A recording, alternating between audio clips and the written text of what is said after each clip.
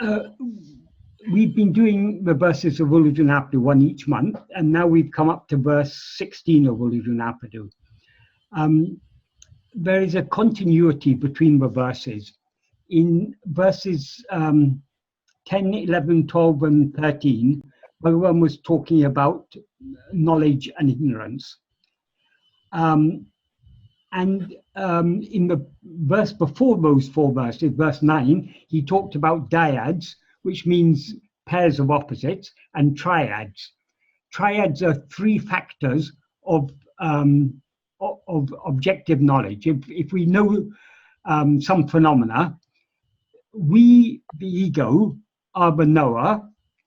The phenomena that we know or that we perceive is what is perceived. That's the object. We have a subject. That is the object. And what connects the subject and object is the is knowing. So there's the we can say the perceiver, perceiving, and perceived. Knower, knowing, and known. So these three factors. So then Bhagavan developed, spoke in the next four verses. That was verse 9. Then in verses 10 to 13, he talked about the dyad, the pairs of opposites, knowledge and ignorance, because they're the most basic of all pairs of opposites. And then in verse 14, he talked about first person, second person, third person. First person means the subject, the ego, the one who perceives. Second and third persons are all the objects that are perceived. What he said in verse 14 was, if the first person exists, second and third persons will exist. That's if the ego rises, everything, all the phenomena that the ego is aware of will arise with it. So the first person is the ego, the subject, the one who is the perceiver. The second and third persons are all the objects, all the things that are perceived, all the phenomena. So the existence of phenomena, that includes phenomena of all kinds, whether what we normally take to be mental phenomena, like thoughts, feelings, and so on, or what we normally take to be physical phenomena, that's the world, all are second and third person. They're all things other than ourselves that we are perceiving. The one who is aware of it is the ego. So we have a first person, I. And so if the first person exists, second and third persons will exist. If one's self-investigating the reality of the first person, that's in the sense of if by one's self-investigating the reality of the first person ceases to exist, second and third persons coming to an end. It's a bit of a complicated sentence structure. The nature that shines as one alone is oneself, the state of oneself. That means if we investigate and know the reality of the first person, that is, if we know our real nature, the first person, the ego, will cease to exist. When the ego ceases to exist, second and third persons, all phenomena, all objects, all things other than ourselves will also cease to exist, because they're just appearances that seem to exist only in the view of the ego. And what then remains, that is one, is not divided into these three parts: first person, second person, third person. So it's one, undivided, and that is oneself. That's our real nature, our real state. So that is, there's a logical connection between the earlier verse and this verse. In the earlier verse was talking about knowledge and ignorance, and also mentioned about the one who knows. The one who knows is the ego, which Bhagavan says is not real awareness. And that what is known by it are the second and third person. So that's the connection between the earlier verses and verse 14. The connection between verse 14 and verse 15 is that whereas in the grammar of most languages, we refer to first person, second person, third person. It's not always given this first, second, third, but these three are usually referred to as persons. I is the first person, you a second person, he, she, it third person. That's in grammar, but this is slightly different from grammar, because grammar is about communication. So there's a first person I, a second person you, whoever is being addressed, and third person the things that are talked about. But this is about knowledge or awareness. So this is epistemologically, Bhagavan is using these first person, second person, third person. So first person is the subject, second person is what is most directly perceived, and third person is what is less directly perceived, we can say. But second and third persons, Bhagavan groups them together. Everything, whether you perceive it directly or indirectly, they're all phenomena, all are second and third persons. So, but whereas in most languages these are referred to as three persons, in Tamil they're referred to as muvidam, three places. The significance of this is our experience of time and place is centered around it is the center of time and space. Experientially, the center of time and space is the ego, where the ego identifies itself with the body.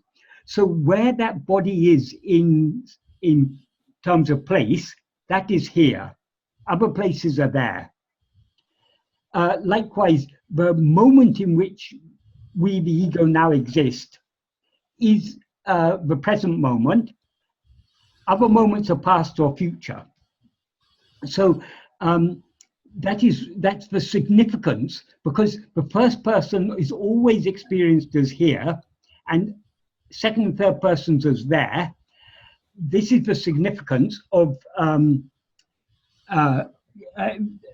referring to these as the three places in Tamil. So, having talked about the three places, in verse 15, Bhagavan talks about the three times, past, present, and future. What links these three places and the three times together is we can talk about the present, meaning the present moment in time. We can also talk about the present, meaning the present place, here. So here and now are both present. Why they are present? Because we are present. We, the ego, are present. The presentness of the here and the presentness of now, the presentness of the present moment and the present place, is the presence of the ego, of I. So I is the center of everything. So in verse 14, Bhagavan talked about the three places. In verse 15, he talked about the three times. He said, just like second and third persons or the other places depend upon the first place, the ego, the place here. So just like the second and third persons depend upon the first person, past and future depend upon the present. So in the first sentence, Bhagavan says, past and future stand holding the present. We can consider this in many ways, but one very simple way is, at this present moment, past is an idea, whatever, or memories, or whatever.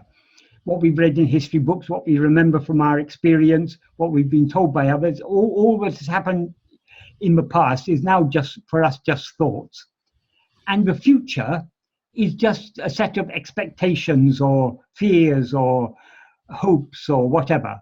So both the past and the future are ideas that exist in the present moment. So neither past nor future could exist without the present. So Bhagavan says, past and future stand holding the present. While occurring, they too are actually the present. That is, each moment in time, when it's experienced, it's the present moment. And then in the next sentence, Bhagavan said, the present is the only one, implying that the present is actually the only actually experienced moment in time. And therefore, in the last sentence, he says, trying to know the reality, not knowing the reality of the present, That is, without knowing the reality of the present, without knowing the truth of what makes this present place present, trying to know the past or future is like trying to count without one. What makes this present place, this present moment, present is the presence of the ego. But what is it in the ego that gives it that sense of being present? It's the underlying reality of the ego, which is our real nature. That is what Bhagavan refers to as the reality of the present. So to know the reality of the present, we must know our own real nature. And without knowing our own real nature, trying to know the past or future, for example, I mean, this applies to trying to know anything about the past or future. But one thing people often try to know about their past. Either we try to research about our ancestors, or we wonder who we were in some previous life, whatever. We're trying to know the past. We also try to know the future. Is the stock market going to go up, or is it going to go down? Am I going to lose my job, or am I going to get a promotion? Am I going to get ill or not get ill? Am I going to live to an old age, or am I going to die young? So many hopes and fears we may have about the future, but we can't know. And we also may wonder, okay, this lifetime I'm suffering so much, but maybe if I'm very virtuous, I will have a more fortunate life next time. So we're anticipating the future existence beyond the life of this body. Or if we believe in, if we have other types of belief, we may believe if we're good in this life, after this life we go to heaven or whatever. We're always curious to know about the future and interested to know about the past. But we cannot know the reality of either the past or future without knowing the reality of the present. And Bhagavan often used to say, when people asked about past lives or future lives, Bhagavan said, what is the use of trying to know about the past or future, of what you were in the past or what you will be in the future, when you don't even know what you are now? Find out what you are now, and then you will know what you were in the past and what you were in the future, because what we are is the infinite and timeless, unchanging reality. So we were our real nature was no different in the past and will be no different in the future. So, as I say, I talked quite a lot about the preceding verses, but that's just to show the continuity. So verse 14 is about the three places or three persons, the most fundamental of which is the first person, the present place, here and now, or here, and among the three times, the base time is the present moment. Having talked about place and time in the previous two verses, we now come to verse 16, in which Bhagavan talks about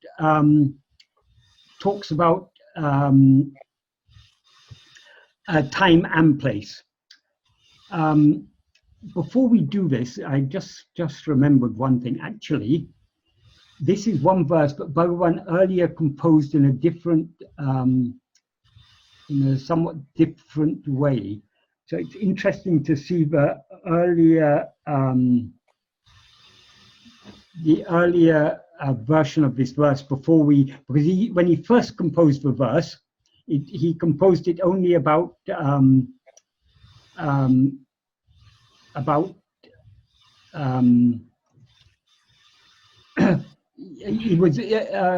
was about time only. He composed it. Then he modified it to include time and place. So I'll see if I can just find where I've got that verse.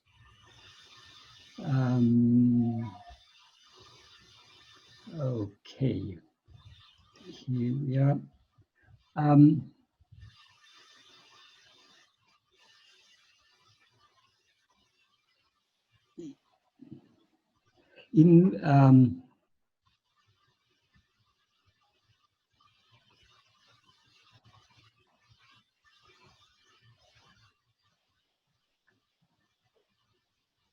Okay, just while I'm waiting for that to come up, we'll talk about this verse first, and then we can go back to the earlier version. So in this verse 16, Bhagavan is talking about time and place. And the first sentence is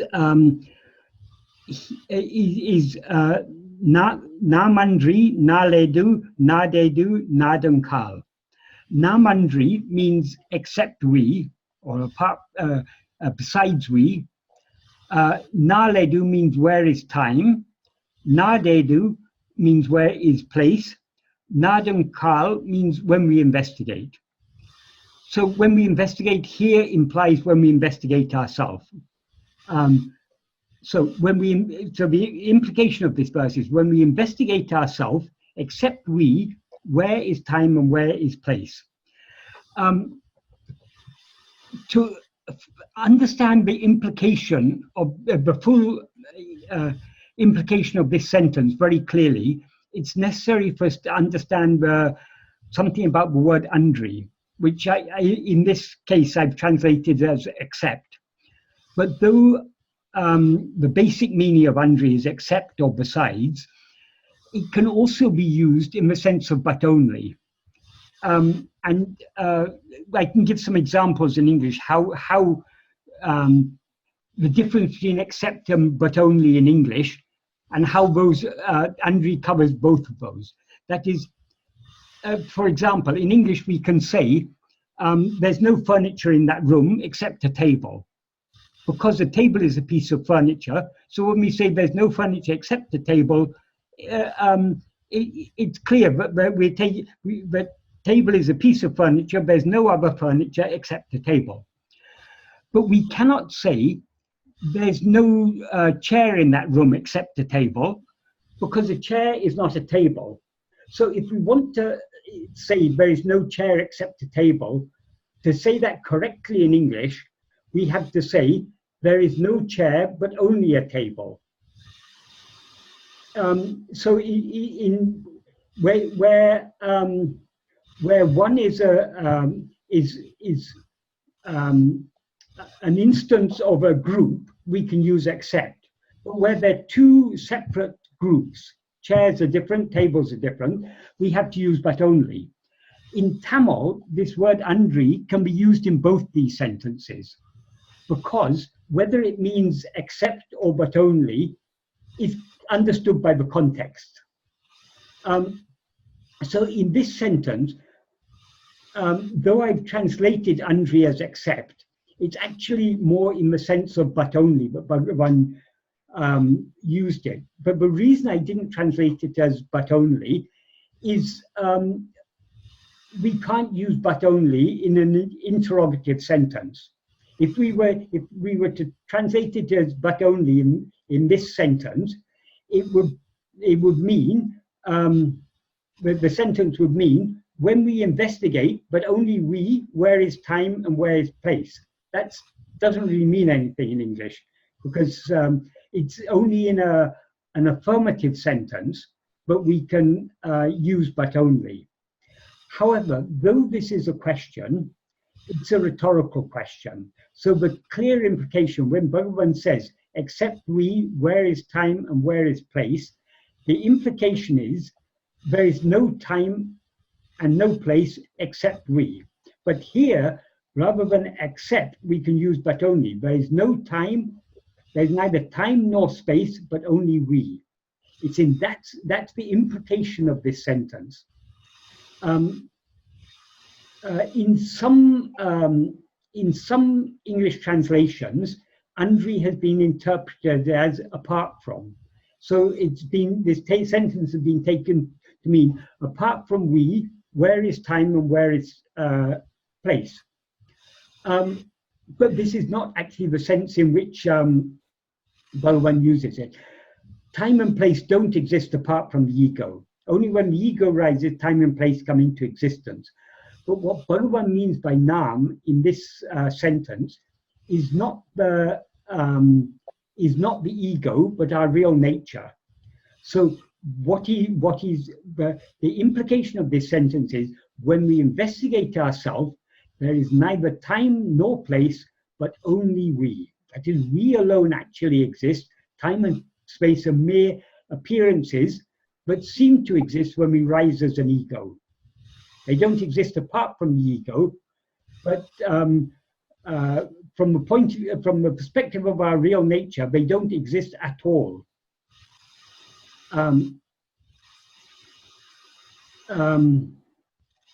So therefore, what Bhagavan means by Nam here is our real nature, Atmaswarupa.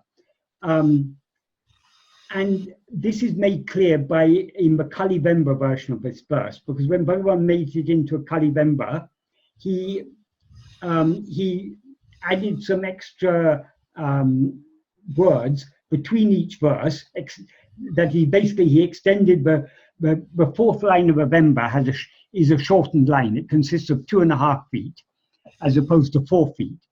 So by extending it to make the half foot a full foot and adding 1 more foot, it becomes a 4-foot line and connects with the next verse. So sometimes the extension can be part of the previous verse in terms of meaning, or it can be part of the next verse. So in this case, before this, the extension that he added before this first sentence was uṇḍu. Because he added this immediately before the first word of the verse, which is nam, we, it's in effect, it's in apposition to it. So what it means is we, the uṇḍu. Like we can say, John the doctor. The doctor is in apposition to John, because John is a doctor. Or Mary the engineer. Mary, the engineer, is in apposition to Mary. Mary, if you want to say something like, we can say Mary the engineer married John the doctor. The engineer there, and the engineer and the doctor are both used there in apposition. That's, in effect, they're a relative clause. In effect, it means Mary, who is an engineer, married John, who is a doctor. So this clause, uṇḍu, or this phrase, is used in apposition. So it's describing Nam. It's saying something about Nam. What uṇḍu means, I'll elaborate upon it in a minute, but what it basically means is the substance that stands consciously, or the substance that exists consciously. So with this extension, this first sentence is uṇḍu nāmaṉḍṛi, nāḷēdu, nāḍēdu, nāḍuṅgā. So the meaning of the whole sentence is, when we investigate, except we, the substance that stands consciously, where is time and where is place? To explain these 3 words in more detail, uṇḍu is actually, it's the infinitive form of the verb una, which means to know, to be conscious, to be aware. But though it's an infinitive, it's used here as an adverb. So it means knowingly, consciously, or as awareness. Nindra literally means it is a relative, an adjectival or relative participle. So it literally means standing or which stands. Or even more precisely, it means which stood. But in effect, it's sometimes the tense of the relative participles isn't crucial, particularly in verses. So it's used in the sense of which stands. Stands in the sense of which endures, which exists permanently. That's the sense in which nindra is used here. And poro means the same as the Sanskrit word vastu, namely, in some contexts it can mean a thing, in other contexts it means a substance, the actual thing. For example, ornaments are made of gold. Gold is the substance, gold is the vastu of a poro. The ornament is just a form in which that substance has been shaped. So in a spiritual context, like vastu in Sanskrit, porul in Tamil is used in a philosophical or spiritual context to mean specifically the real substance, or what actually exists behind all appearances.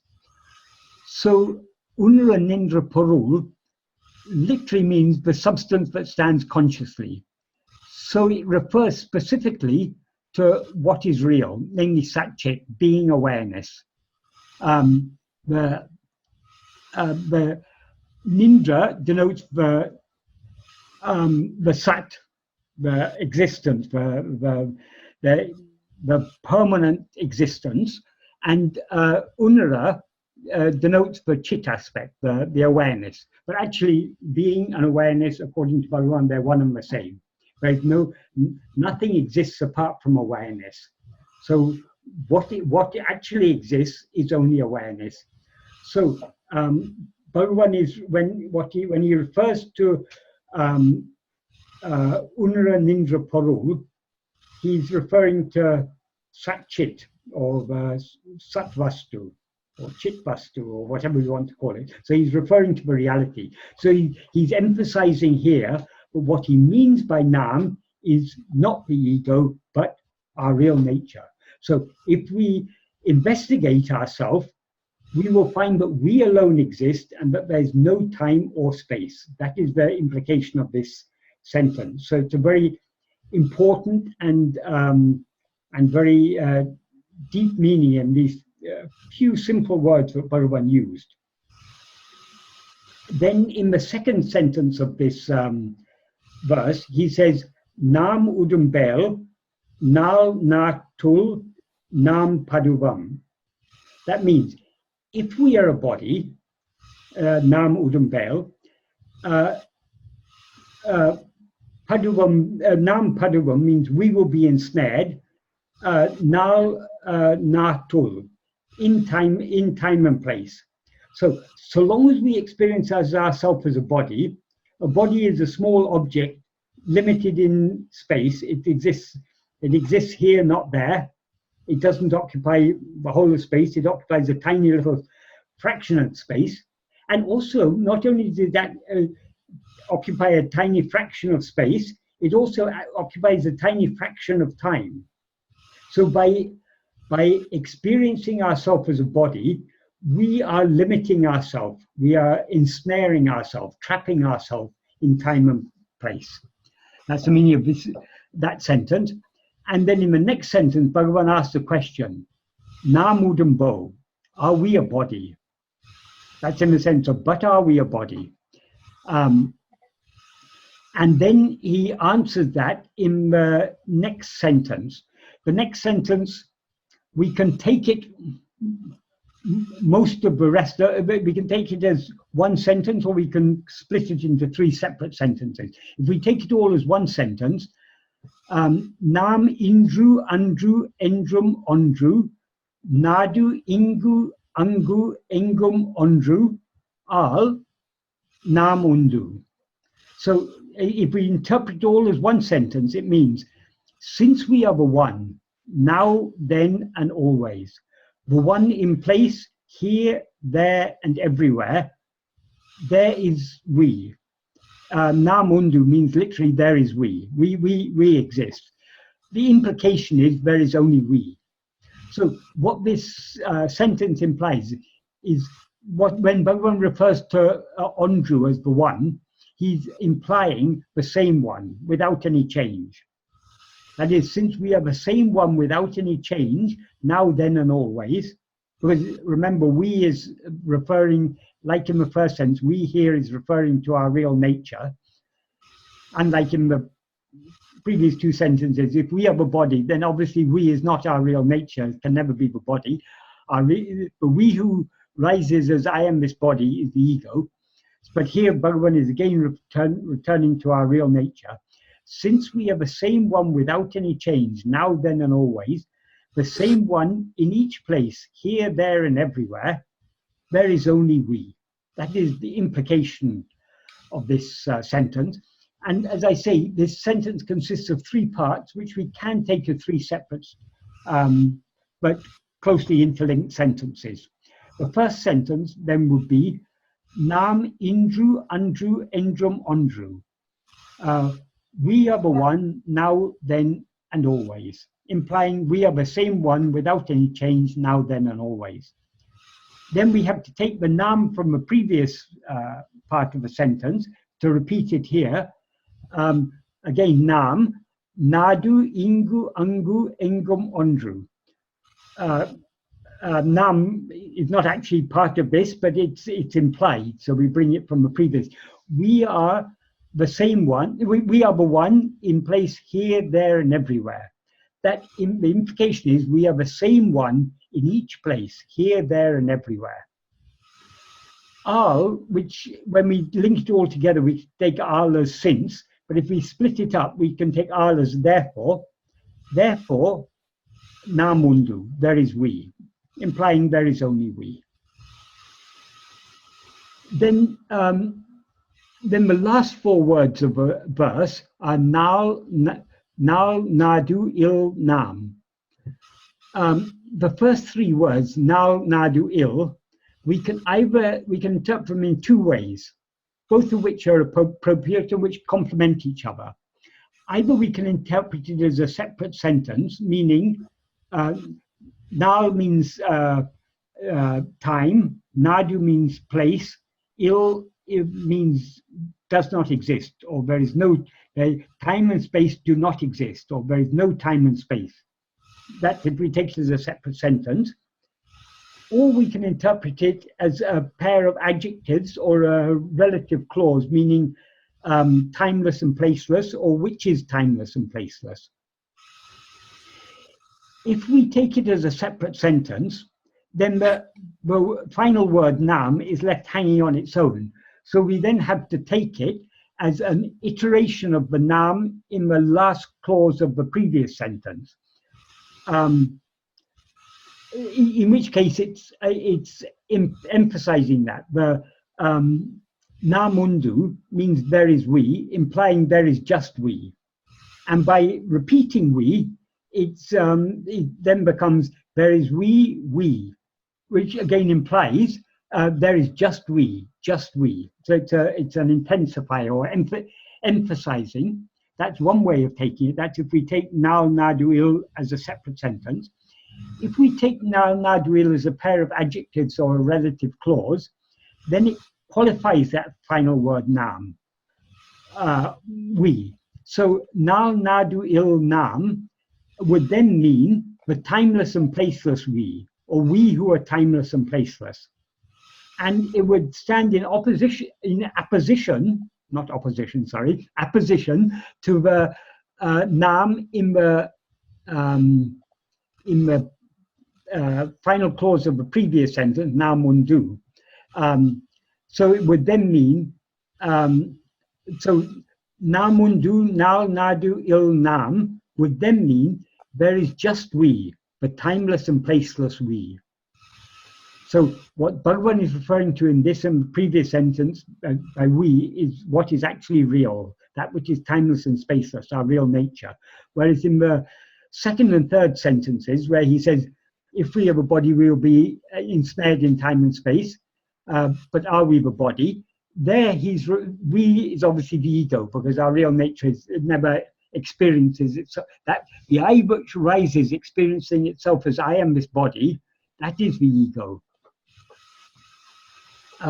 So this is a very clear example of how Bhagavan used words like nam, which means we, or nan, which means I, or tan, which means oneself. He used them sometimes to refer to our real nature, sometimes to refer to the ego, or sometimes just to refer to ourselves in general in some contexts we need to distinguish. This is definitely, he's talking here about our real nature. Here he's definitely talking about our real ourself as the ego. We can distinguish that in some context, but for example, in the term self-inquiry, atma-vicharam, or in Tamil tannatam, the atman, or the term atma in Sanskrit, or tan in Tamil, refers to oneself, self-investigation. But which self are we investigating? Are we investigating the ego, or are we investigating our real nature? That's a bit like asking, am I to look carefully at the snake or at the rope? But actually they're one and the same thing. It's our real nature, but now seems to be the ego. Not in its own view. Our real nature never experiences itself as the ego, but in the view of the ego, we seem to be ego. I mean, our real nature seems to be ego in the view of ego. So we have to understand when Bhagavan uses very simple words like this, simple pronouns like nam or nan. That's nam means we, nan means I. Or when he uses generic pronouns like tan, which means oneself, or in Sanskrit atman, oneself, we have to understand where it means our real nature, where it means ego, and where we shouldn't distinguish whether it's ego or self, but it's just oneself in general. One other thing I should mention about this word nam, which Bhagavan uses in this verse, and he often uses it.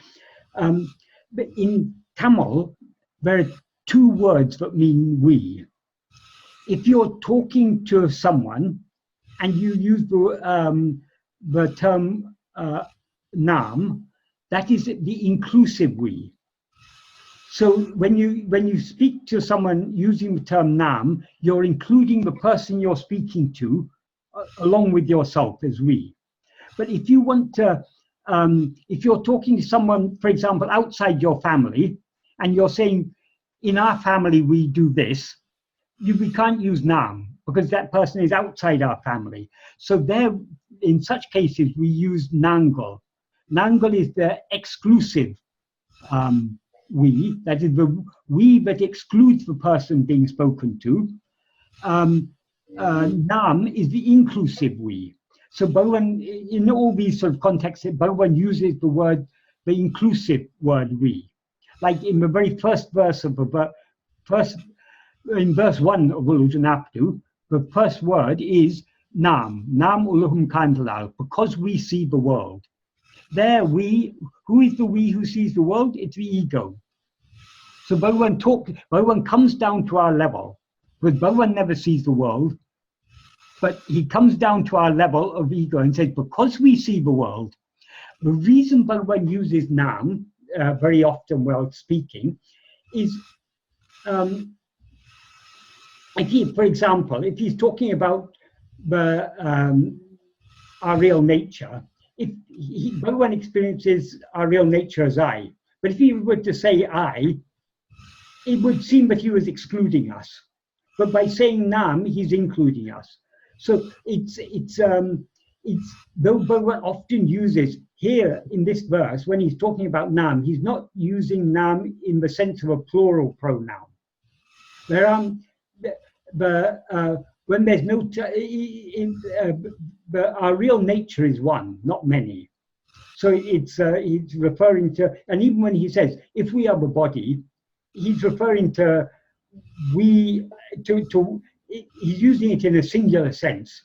Each person experiences themselves as a body. We don't collectively experience ourselves as a particular body. So Bhagavan is using nam, though it's a plural first person pronoun, he's using it as an inclusive form of the singular first person pronoun. So that's, we covered the meaning of this verse. Just to go back again, just to summarize the meaning of the verse, when without adding any words, it means when we investigate, except we, where is time, where is place. If we have a body, we will be instead in time and place. Are we a body? Since we are the one, now, then, and always, the one here, there, and everywhere, there is we. Time and place do not exist. But if we slightly, to make the meaning slightly clear, if we add in a few words, just the words which are implied but not actually stated, when we investigate ourselves, except we, where is time and where is place? If we are a body, we will be ensnared in time and space. But are we a body? Since we are the same one without any change, now, then, and always, the same one in each place, here, there, and everywhere, there is only we, the timeless and placeless we. Time and place do not exist. That's the full implication of the verse. And I was just talking about when Paḍuvam first composed this verse, he, wait, I'm just trying to find it. He had composed it in a slightly different form. Ah, yes, here we are. This verse is now a lot of instructive verses that Paḍuvam wrote that weren't included in any work. Paḍuvam collected them all together. There were 27 in all, and he called them Upadesha Tanipaka, which means separate or miscellaneous verses of Upadesha. So this is in Upadesha Tanipaka, this is verse 13. This is the original form of this verse. What Paḍuvam composed originally was nāmaṉḍṛi nāḻēdu. He stopped the sentence there. Nāmaṉḍṛi nāḻēdu. So, except we, where is time? And then in the next sentence he said, nāmaṇḍṛi nāḍēdu, nāmuḍu eṉģu eņil, nāmi nāḻ That means if because of not, well, if not investigating ourselves, that means if because of not investigating ourselves, we think that we are a body, time will swallow us. In the later version, he said just simply we will be ensnared in time. But in this version, he says, nāmi nāḻ time will swallow us, or time will devour us. The significance of that is our days are numbered in this world. Sooner or later, whatever great person we may be a great philanthropist, a great intellectual or a powerful politician or a very rich person, whatever worldly greatness we may have, we will go all the way of all other great people in this world. Time will eventually swallow us. That means death will swallow us. In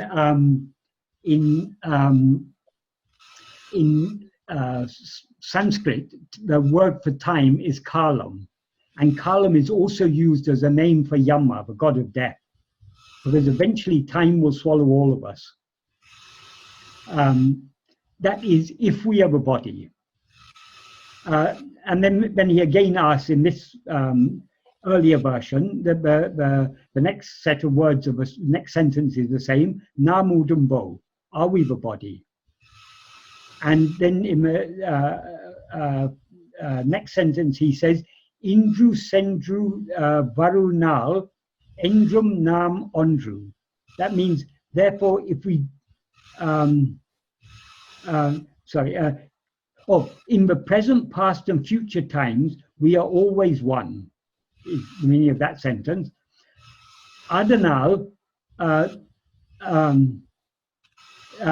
nāmuṇḍu nāl undanam.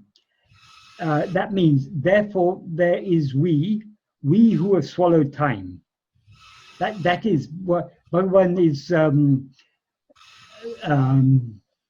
Paḍuvam is often very humorous. He, in an earlier sentence, he says, if we are a body, time will swallow us. But implying if we investigate what we really are, then we will be the ones who swallow time. We will find that we alone exist.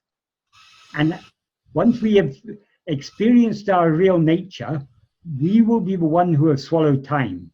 That is why Lord Shiva, as I said, Kala is called, death is often called Kalan. Whereas Lord Shiva is called Kalakalan, time to time. Or time to time means death to death. So if we want to conquer death, we have to become Lord Shiva. We have to become Kalakalan. We rather than allowing time to swallow us, we have to swallow time. The significance of this is, if we experience ourselves as a body, we are caught up in time and space, and time will swallow us. That is, this body can't last.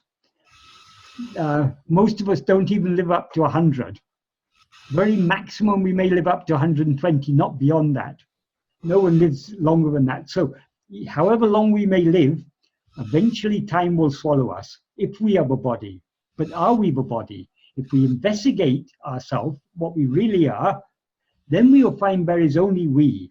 And by finding that we alone exist, we will thereby have swallowed time. Time seems to exist only in the view of the ego. Only when we experience ourselves as a body do time and space come into existence. In sleep, I'm not talking about dream, in sound sleep, we don't experience either time or space. Time and space are just phenomena that appear in waking and dream. And they're very, very fundamental phenomena, because we can't experience other phenomena, because all phenomena are changing. Change can occur only in time. If there was no time, there would be no change. In fact, what is time is nothing but it's an illusion created by change, we can say. Because things seem to be changing, there seems to be a passage of time. So both in this earlier version and in the later version, where he packed in more by bringing in time also, Bhagavan is very, very clearly emphasizing time and space are not real. They seem to be real only because we experience ourselves as a body. If we investigated ourselves and know what we really are, time and space will cease to exist.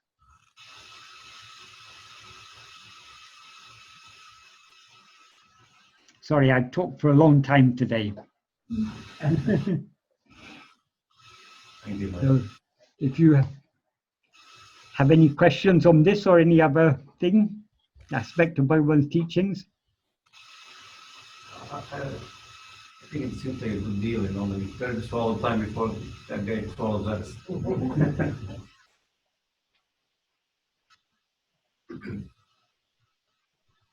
Sorry, I didn't quite catch that. Were you asking a question or you were making a comment?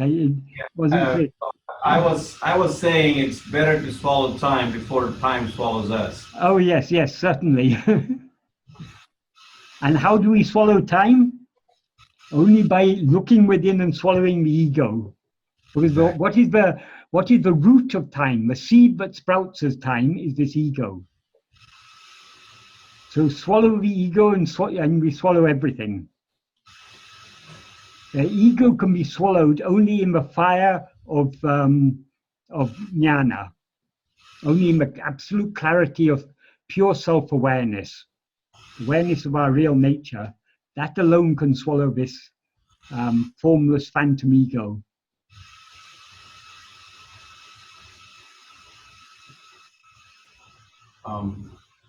You had translated the word "porul" as substance.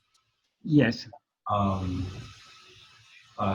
that sort of rhymes with substratum, right? I mean, the root of substance is substratum, and yes, I think substance literally means what stands below. So what a thing really is, like a gold ornament. We see the shape of the ornament. We say it's a ring, it's a necklace, but that's just the when we say a ring or a necklace, we're referring to the form, the outward appearance. But what actually is beneath that, the substance, what stands beneath that is the gold. So now we see all these names and forms that form the world. But what is actually standing beneath all these things, what all these things actually are, is only our real nature. What is the substance of the illusory snake? It is the rope. But the rope is hidden, or the identity of the rope is hidden, so long as we see it as a snake. so also all that we see is only our real nature. The whole world is our real nature. But so long as we see our real nature as this world, we don't see our real nature as it is. Our real nature is in effect concealed by this world. So the appearance conceals the reality. But in whose view is the reality concealed by this appearance? Who is it who sees the appearance? It is only the ego. So if we investigate this ego, to whom do all these phenomena appear? That's why Bhagavan was always recommending we turn our attention back towards ourselves. Because we can't know the substance of which this world is, all these phenomena are made, without knowing the substance of which we are made. What is the substance of which we are made? Pure self-awareness. And pure means actually pure. So long as we're aware of anything other than ourselves, awareness of phenomena is not pure awareness. Because it's the appearance of phenomena is concealing the real nature of awareness. The real nature of awareness is just to be aware, not to be aware of this or that. Probably you can throw some light on reflected consciousness and pure consciousness. Okay, yes. Self-awareness also. Yes. Okay. Awareness and reflected awareness. Okay. There's a term in Sanskrit, chidabhasa, which is often it's often used in Advaita philosophy, and usually in English it's translated as reflected awareness, which is one sense of it, one implication of it. But actually what abhasa means, abhasa comes from a verb meaning to shine. But abhasa is generally used in the sense of a likeness or semblance. So something that appears to be something else it's a likeness of it. When we look in a mirror, what do we see in the mirror? We don't see our face, we see a likeness of our face. So abhasa also is used to mean a reflection, but that's a secondary meaning. So the primary meaning of chittabhasa is not real awareness, but a semblance of awareness, a likeness of awareness, but not actual awareness. That's the primary meaning. Secondary meaning is reflected awareness, but both amount to the same thing. But it's important to understand it doesn't mean just reflected awareness. The deeper meaning is a semblance of awareness, likeness of awareness. That means it's not real awareness. It's something that poses as awareness, but isn't actually awareness. Because the real nature of awareness, the real nature of chit, is just pure awareness, prajnanam, without any awareness of anything. The appearance of the ego and phenomena, the phenomena appear in the view of the ego.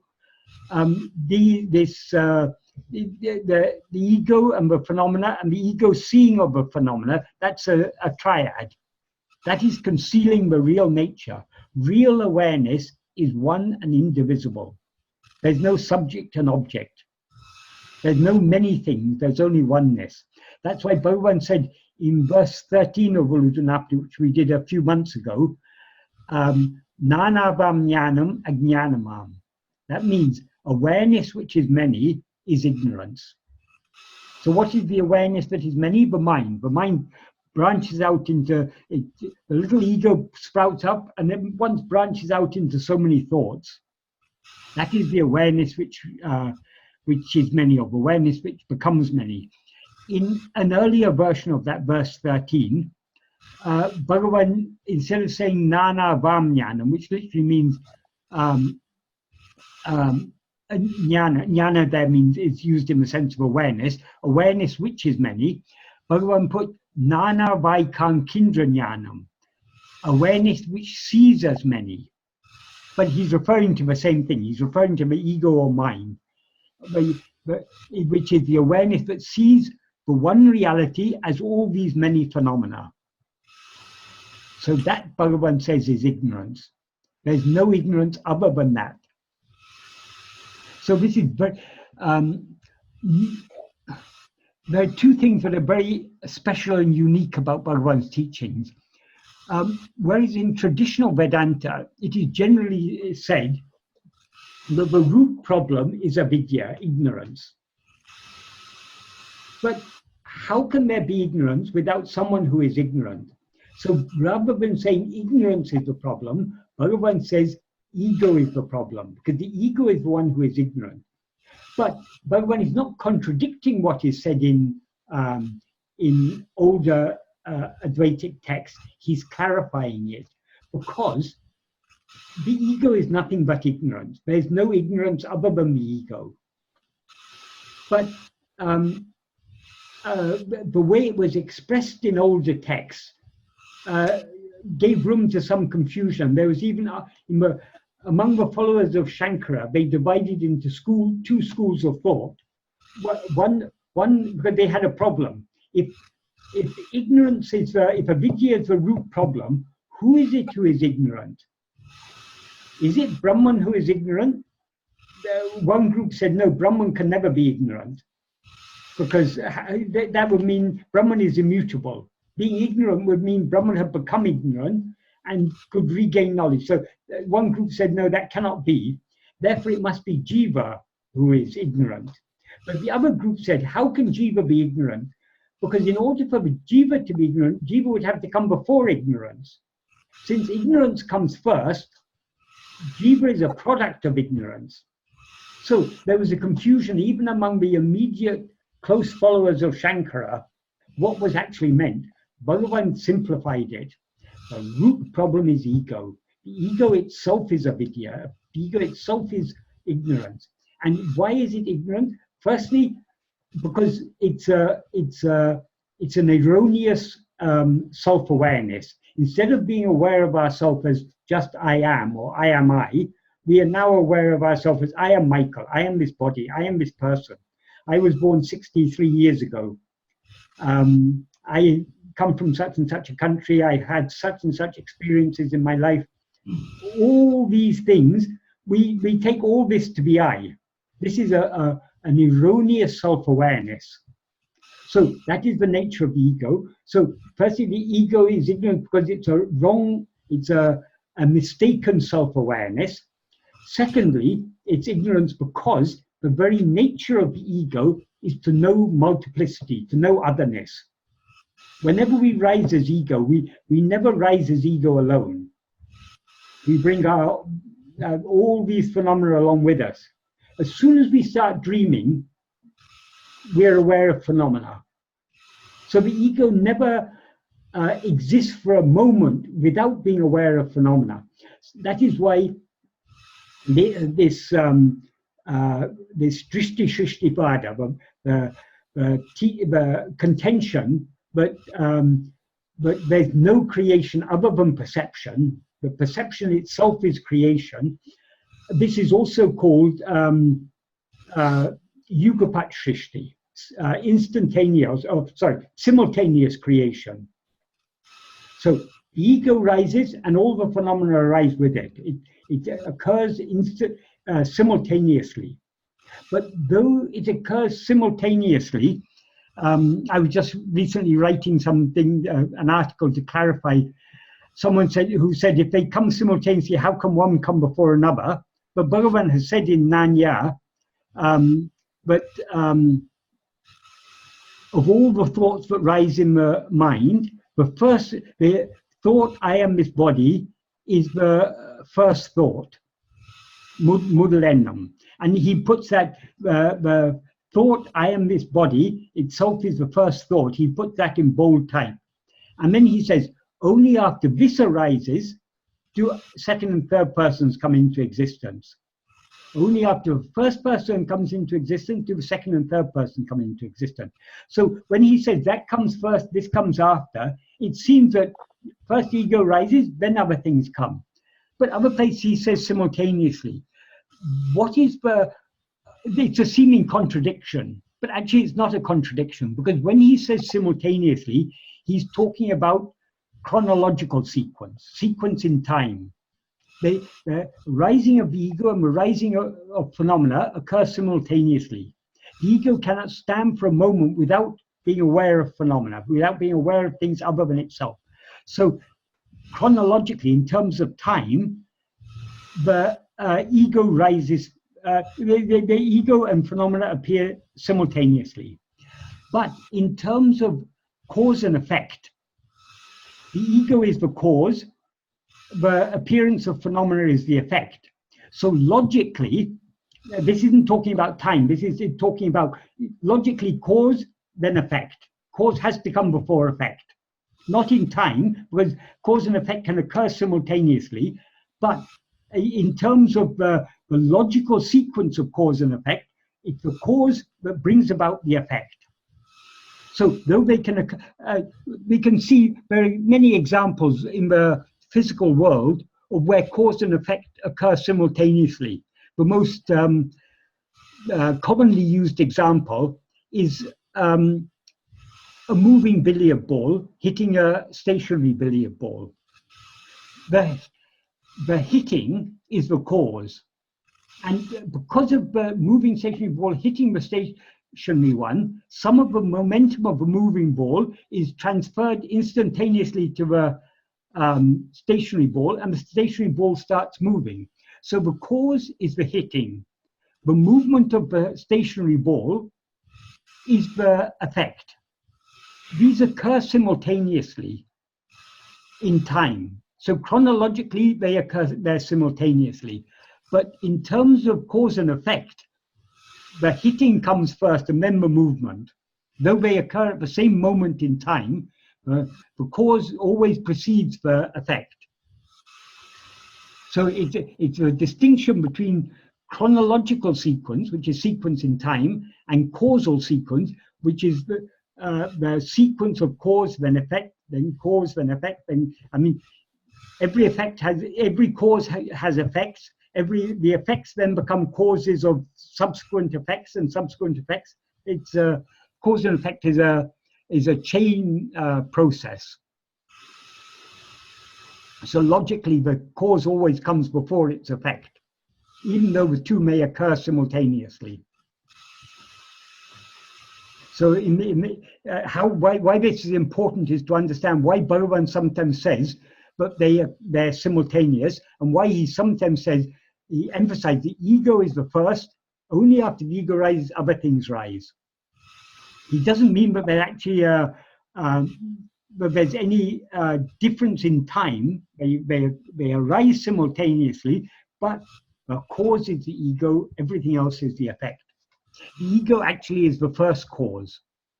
Philosophers for thousands of years have debated about what is the first cause. Is the first cause God?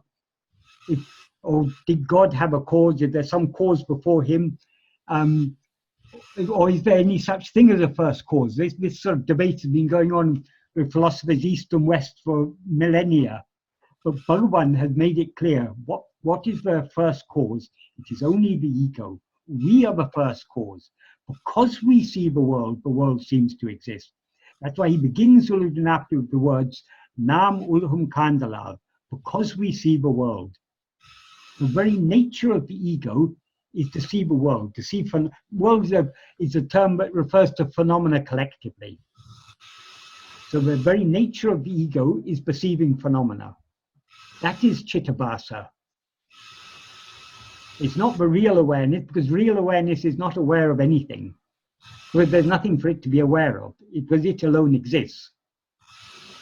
That which is aware of phenomena, that is the Chittabhasa, the semblance of awareness, of a reflected awareness.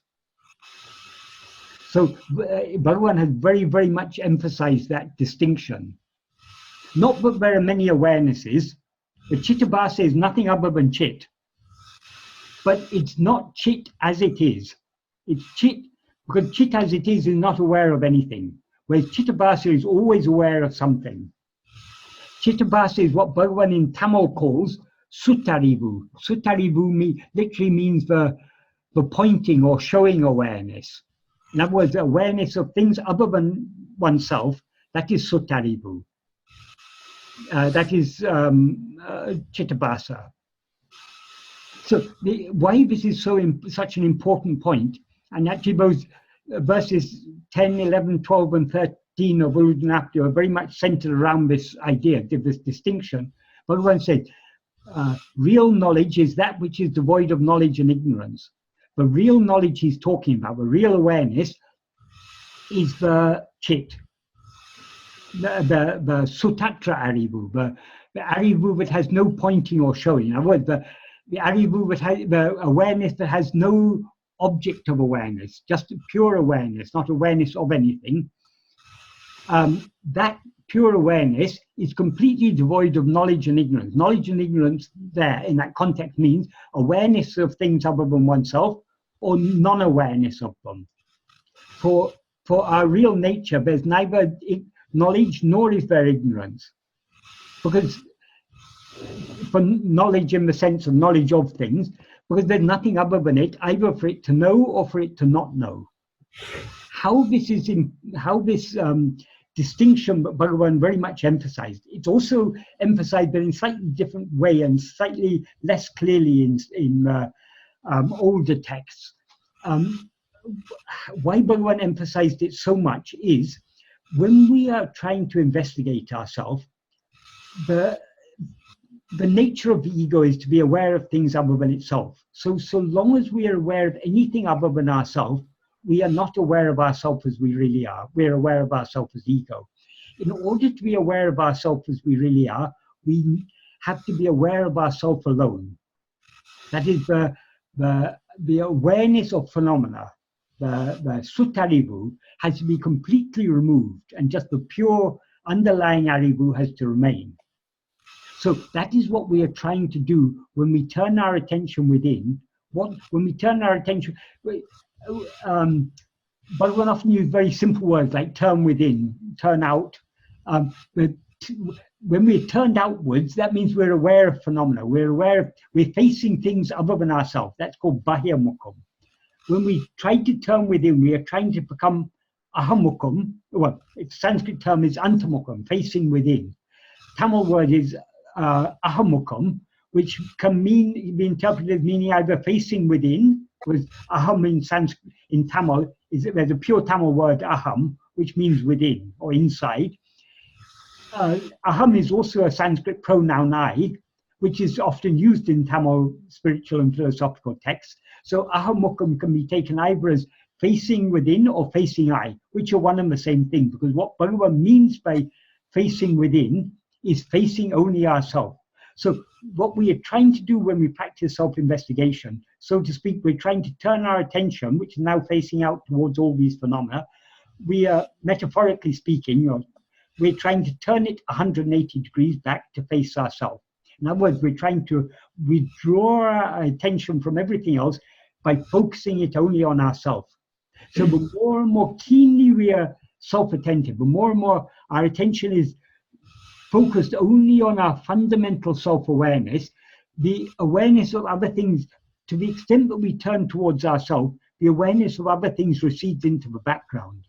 Until eventually, when we turn that metaphorical 180 degrees, full 180 degrees, we are then facing only ourselves. We're not facing anything else. So we're not aware of any phenomena. We are aware only of ourselves. That is pure self-awareness. That is our real nature. Once we experience that, we will recognize that this is what we have always been. We have never been ego. So that is the final and permanent, utter dissolution of ego. That is manonasa.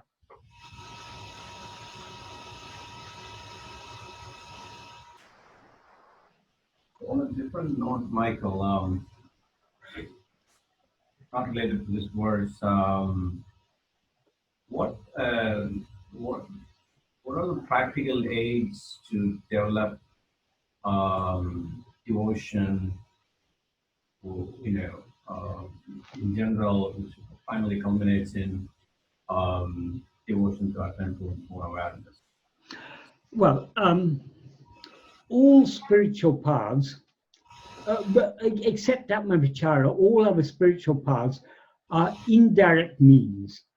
How other spiritual paths contribute to this spiritual path is they're all means of purifying the mind. What is meant by purification? Now, why our attention is constantly being drawn out, why we're constantly looking outwards at all these phenomena rather than looking within at ourselves, because of our desires and attachments. These desires and attachments are called Vishaya vasanas. Vishaya means phenomena. Vasana means a propensity, a tendency, an inclination, a liking. So we have a liking to be aware of phenomena. We think we get happiness from this world. Different people find happiness in different things. Some people find happiness in football. Some people find happiness in cricket. Some people find happiness in reading books. Some people find happiness in amassing huge amounts of wealth.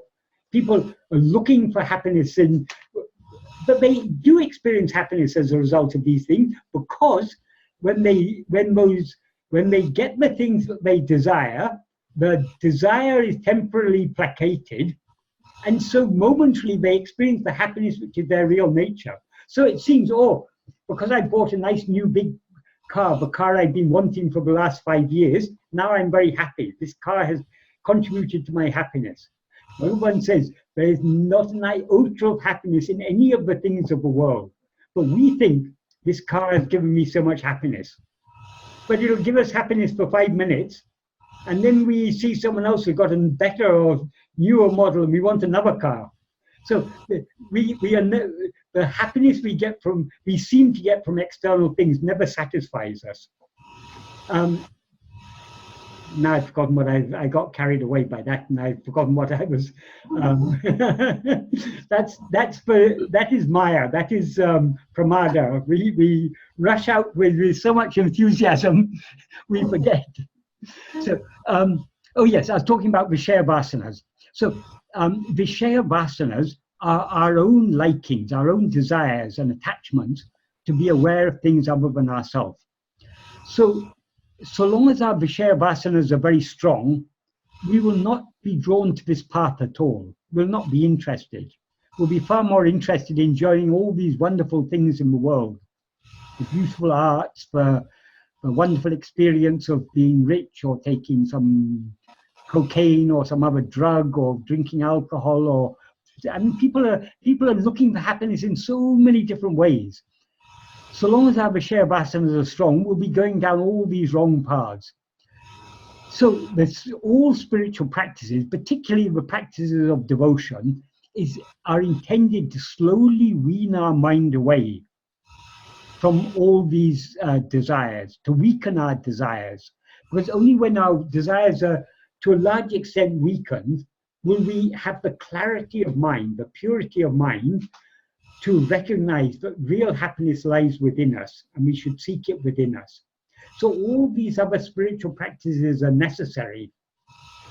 We've all, the very fact that we're here, sitting here, talking about Bhagavan's teachings, and we're interested in Bhagavan's teachings, mean we've been through all these things. We don't have to go back and do all these things again. Obviously, we've been through all these things. We've reached a certain stage in our spiritual development, but we're now drawn to this path of Bhagavan. Once we're drawn to this path of Bhagavan, then we're now in the fast track. Because supposing I have love for Krishna, all the time I'm happily singing bhajans on Krishna, and I'm thinking about Krishna all the time. By thinking about Krishna all the time, I'm putting a lot of other thoughts out of my mind. And when some problems occur in life, when someone dear to me becomes sick, or when I lose my money, or this or that, okay, it's Krishna's will. I'm happy. Whatever Krishna wills, he let him take care of everything. So slowly, we're weaning our interest away from other things and focusing it all on Krishna. So this is purifying the mind. But we still believe Krishna is someone out there who's giving us, taking care of us and protecting us and everything. So long as we think Krishna is out there, so long as we are withdrawing our mind away from other phenomena towards this great divine phenomena called Krishna, this beloved Lord. So that does purify our mind to a great extent, but it's not dealing with the root problem, which is the mind going outwards. Because even so long as we take Krishna to be someone other than ourselves, our mind is going out towards Krishna. So though we can purify our mind to a great extent by such bhakti, it doesn't matter whether it's Krishna or Jesus or Buddha or whatever name and form it is, that doesn't matter. But it's the love with which we worship God, not the form in which we worship God. It can be Allah, it can be Buddha, it can be Jesus, it doesn't matter. What is important is the love.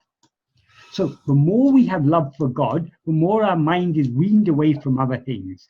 The more indifferent we are. When sufferings come, we are not much perturbed by them.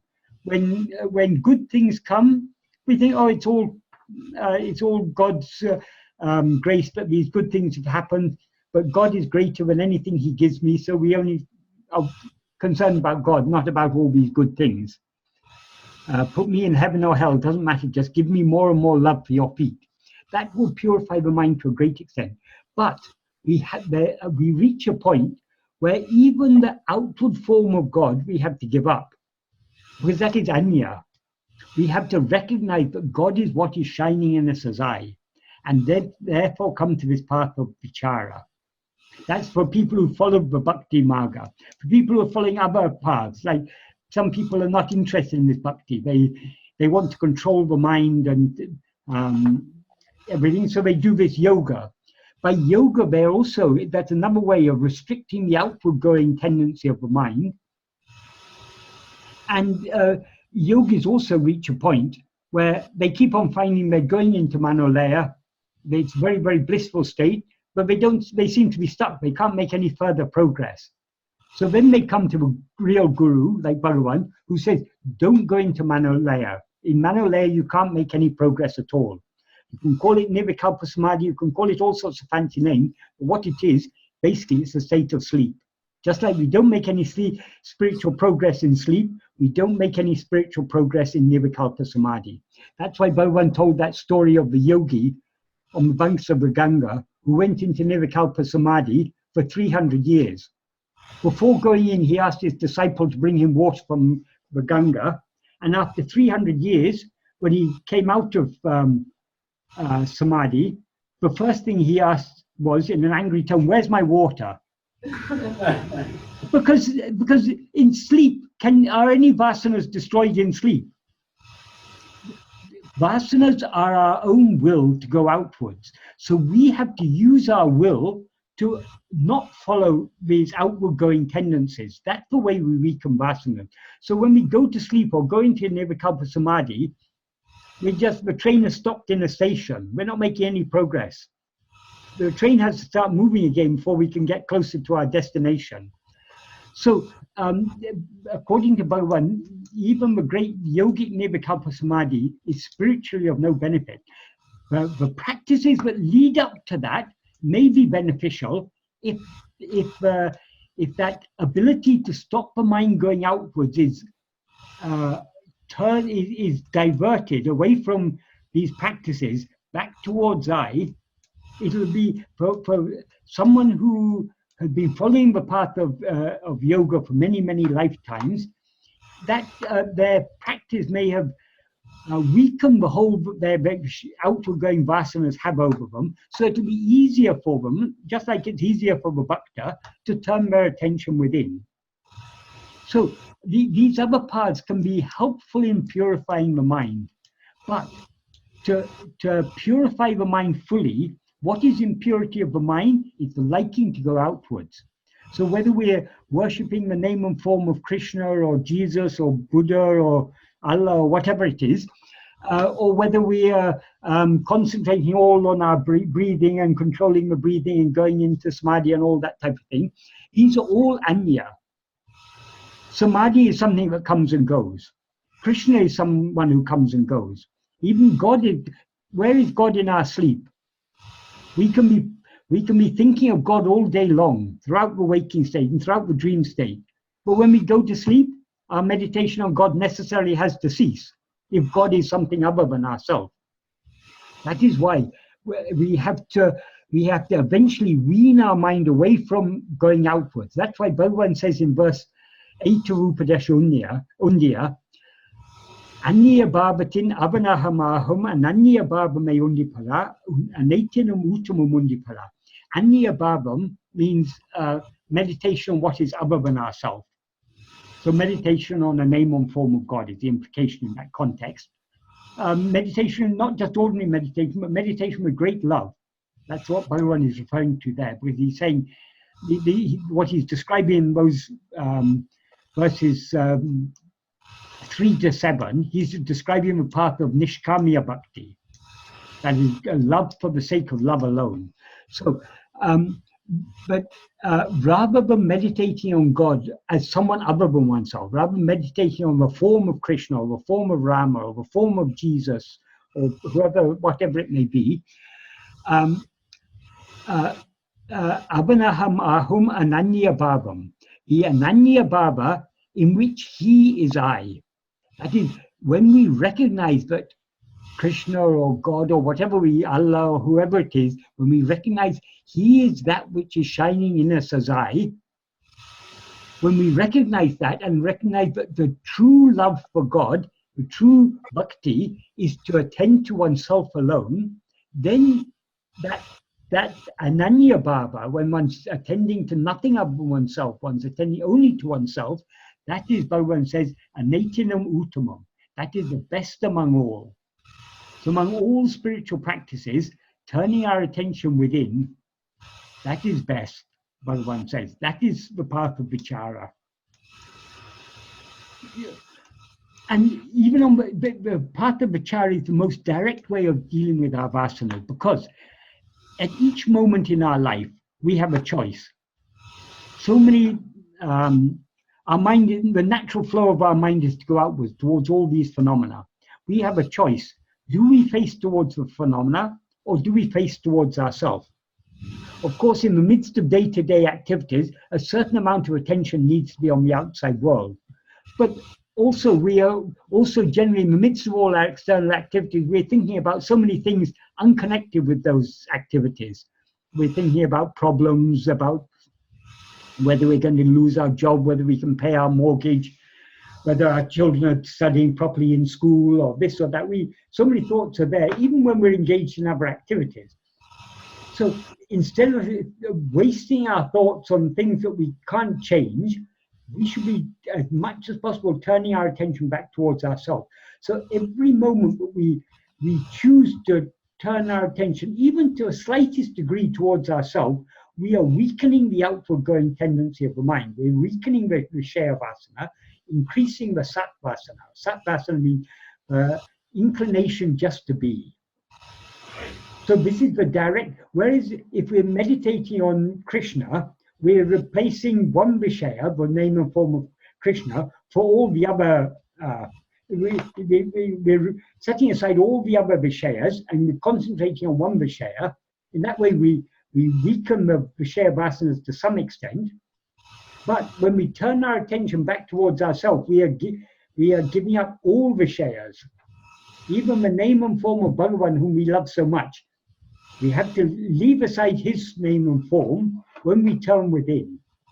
That's why Bhagavan said, I am not this body. I am that which is shining in you as I. So if we really love Bhagavan, if we really want to practice bhakti to Bhagavan, we have to turn our attention within. Because it is in our own heart that Bhagavan is always shining as our nearest and dearest. So all these other paths, as you say, they're aids. But a time comes when a child is learning to walk, it needs to hold on to things in order to walk. But we can't go all our life holding on to the wall and holding on to tables when we walk about. The time when we have to leave everything and just go out into the world, walking on our own 2 feet. So we have all aids eventually have to be left aside. Other aids are when people are first introduced to the idea of Advaita, it's often said, thinking I am Brahman, or reciting Ribhu Gita, or many people say, oh, Bhagavan recommended reciting Ribhu Gita. To whom did Bhagavan recommend reciting Ribhu Gita? those who didn't have sufficient strength of conviction, who need to have it dinned in again and again, like a child learning it's 2 times table, 3 times table, 4 times table. It's learning by rote, as it were. But that will take you only up to a certain point. Bhagavan says in Uḷḷadu Nāṛpadu, continuing to think, I am that infinite awareness, I am Brahman, I am Satchidananda, I am not this body. That is due to weakness of mind. If we really are convinced that the reality is what shines within us as I, we don't have to go on telling ourselves, I am Brahman, I am Brahman, I am Brahman. If I am Brahman, then who am I? We have to turn our attention within. If Brahman is what is shining in us as I, if we want to know Brahman, we have to turn our attention within. So all aids have to be set aside. If we are dhira means one who has that courage to turn and strength to turn within. Michael, are you telling us to grow up? Give up all our toys? I'm not yeah, exactly. I'm not just telling you, I'm telling me. I'm more concerned about myself than I am about you. Because you haven't caused me much trouble. You only asked me a few questions. I've been causing myself trouble for Gemma after Gemma after Gemma. So I am very worried about myself. So all that I'm saying to you, I'm actually saying to myself. Right. I'm the one who needs reminding as much as anyone else. Michael, why is it that we do not see the vast number of enlightened souls who seem to have existed during Bhagavan's time and for the decades past that? All the great ones seem to have departed, and they say that when you have fellowship with such people, your consciousness rises. They say. I'm not sure of that either. Yes, but sometimes having contact with jnanis may be beneficial, but what we have to go deeper. We have to go beyond all these external things. By being in the presence of the jnani, what is the greatest benefit? Why did, for example, Bhagavan? Why did Bhagavan appear in human name and form? It wasn't just to sit on a couch and to have people sitting at his feet. He came to give a teaching. And Bhagavan said, don't cling to this outward name and form. I am always shining in you as I. So having come to Bhagavan, we have to understand that if we want satsanga, the satsanga is always available to us in our own heart. We have to turn within. And sometimes when people talk about, oh, in the past there were so many jnanis, nowadays we don't see jnanis, or how to recognize who are jnanis. Bhagavan used to say, there are not many jnanis, there's only one jnani. And people say, oh, Bhagavan, who is that one jnani? You are that. Tattvamasi. We can never find. Bhagavan often used to say, jnana me jnani. That means jnana alone is the jnani. So we can never find the jnana outside ourselves. We have to find the jnana inside ourselves. So the real jnani is that which is shining in us as I. So if we want real satsanga, we have to turn within.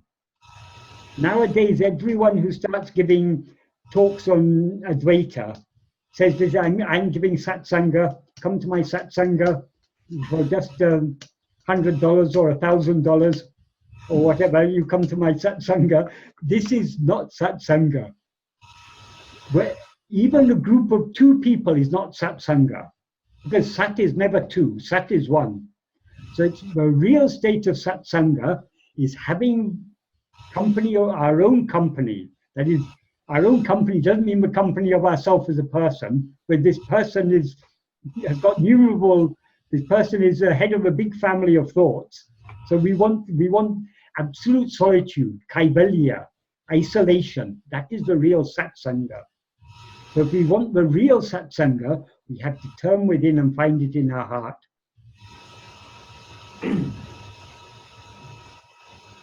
Any other questions? Michael, just a quick question. Sure. It's a quick one. Okay, well, it depends on his answer. Well, that's the problem. That is the problem.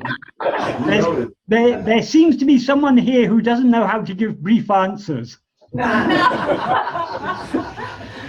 Michael, the question that, the prompt we tell ourselves when we're so lost or consumed with daily activities, like, who am I? Just to pause, to redirect our mind, our attention to the person or to the awareness. Another part of the question I've encountered lately is, am I aware? Do you think that is also like Well, firstly, about who am I, Bhagavan never actually recommended we ask. Feedback. No, I know, but just like I mean, sometimes, what Bhagavan said is we should investigate who am I. Sometimes, when our attention is going here and there, who is thinking of this? Who am I? Thinking like that may help to divert our attention back towards ourselves. But asking the question, who am I, is not self-investigation. It's turning our attention back towards ourselves with self-investigation. Other thoughts. But nowadays there are many people teaching Advaita, many would-be gurus teaching Advaita, and the main message of all these people is, you are awareness. You have to just recognize yourself as awareness. I don't know why. Somehow I got on people's mailing list. Not that I've ever contacted them.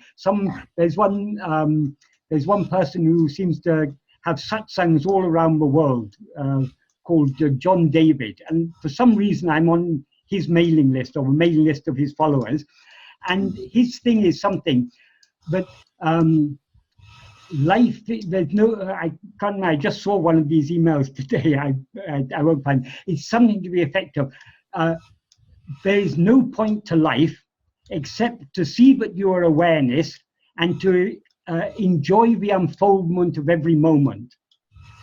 The awareness that is aware of the unfolding of every moment is the ego. It is the Chittabhasa, because only in the view of Chittabhasa, the ego, are there phenomena to be aware of. The real awareness that Bhagavan and sages talk about is pure awareness, not awareness of anything, but just awareness. So many of these neo-Advaitin gurus, they have understood by reading a few books, yes, I'm nothing but awareness. I'm not this body, I'm not this or that. I'm just awareness. That's an intellectual understanding.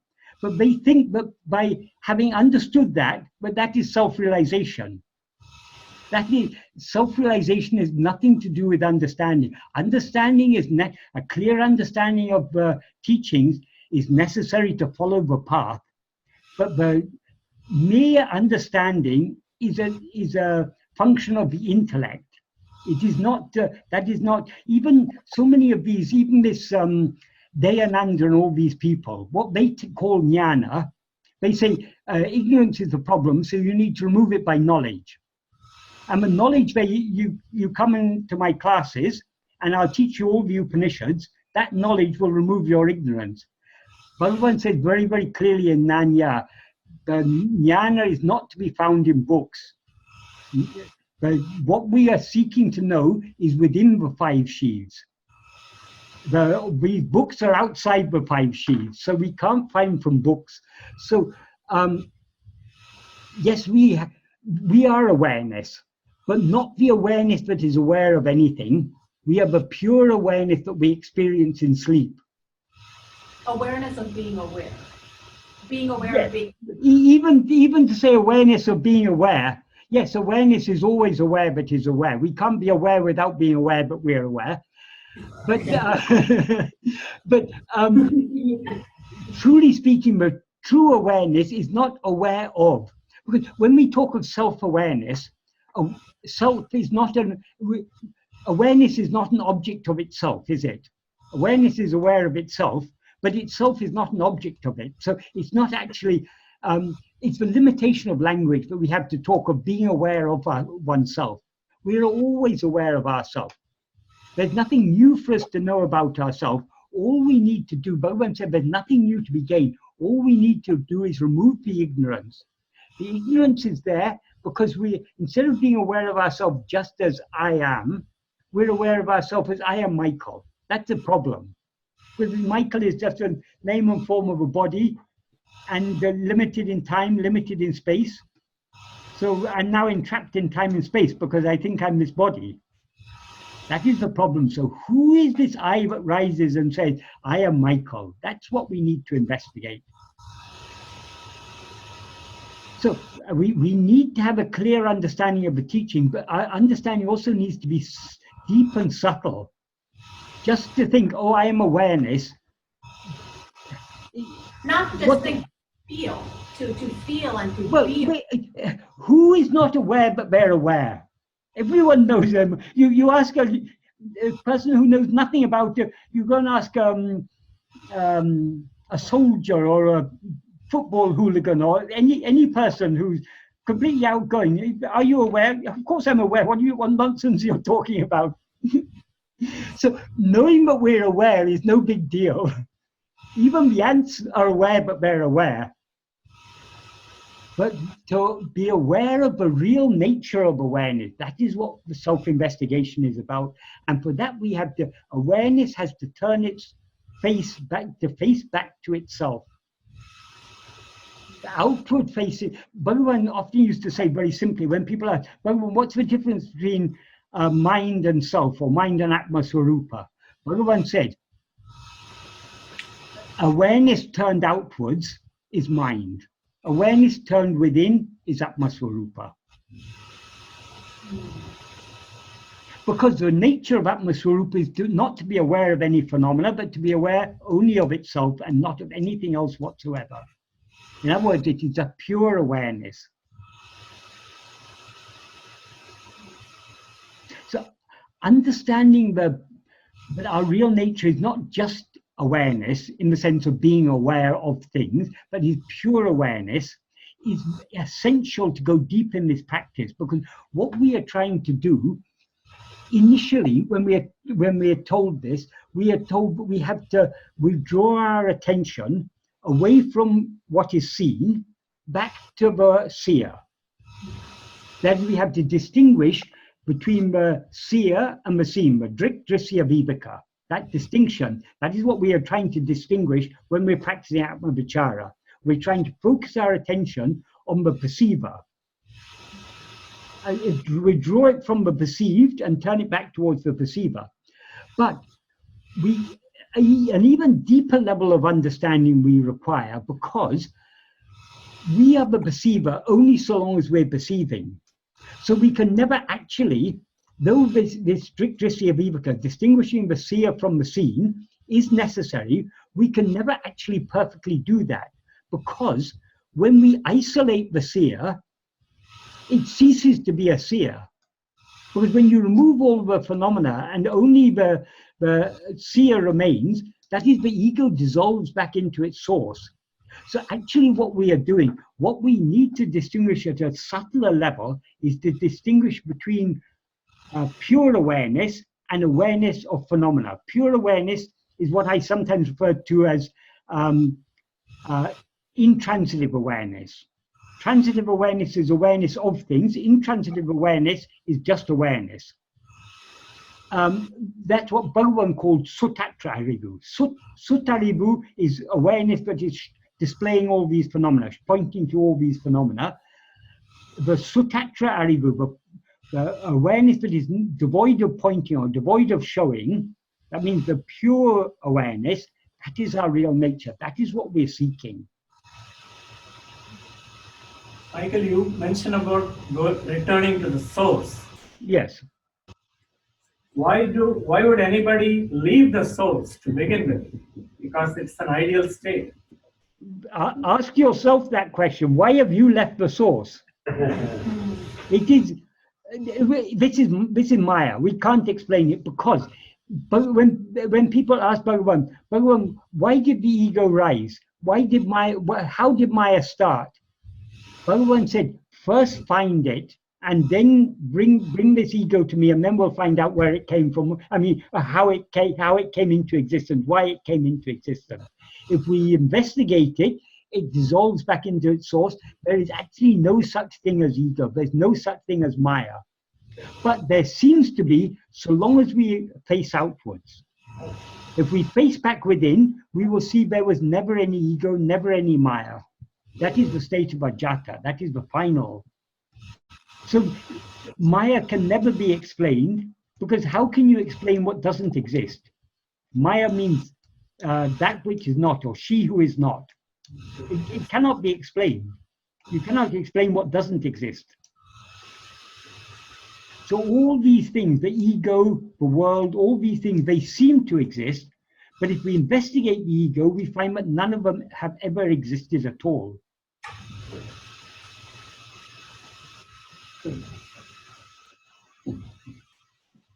That's good. Thank you, So Michael. rather than asking why or how, who or what is what we need to be asking. Who am I? What am I? Right.